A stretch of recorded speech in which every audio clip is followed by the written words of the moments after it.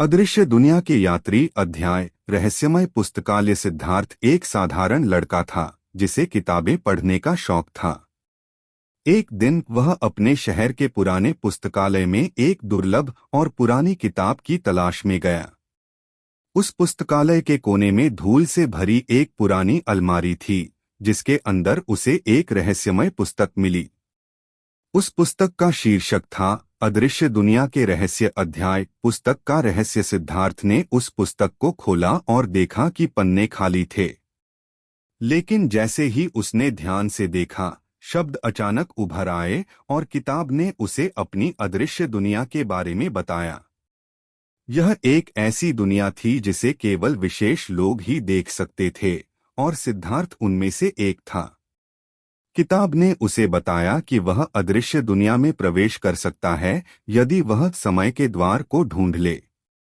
अध्याय समय के द्वार की खोज। किताब में दिए गए निर्देशों के अनुसार सिद्धार्थ ने शहर के पुराने हिस्से में स्थित एक प्राचीन घड़ी की दुकान की ओर रुख किया।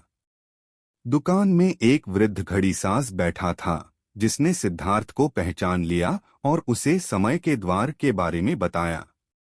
घड़ीसाज ने सिद्धार्थ को एक पुरानी घड़ी दी और कहा कि यह घड़ी उसे अदृश्य दुनिया में ले जाएगी। अध्याय अदृश्य दुनिया में प्रवेश। सिद्धार्थ ने घड़ी को चलाया और अचानक वह एक अदृश्य और अज्ञात दुनिया में प्रवेश कर गया। यह दुनिया बिल्कुल अलग थी, जहां समय और स्थान की सीमाएं नहीं थीं। यहाँ के लोग अदृश्य थे, लेकिन उनकी आवाजें सुनाई देती थीं। यहाँ की प्रकृति अद्भुत और अद्वितीय थी, जहाँ पेड़ और फूल अपनी विशेष चमक और जीवंतता से भरे थे।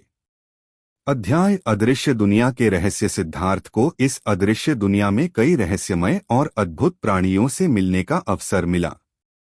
उसने जाना कि यह दुनिया एक समय में हमारी दुनिया का ही हिस्सा थी, लेकिन कुछ कारणों से यह अदृश्य हो गई थी।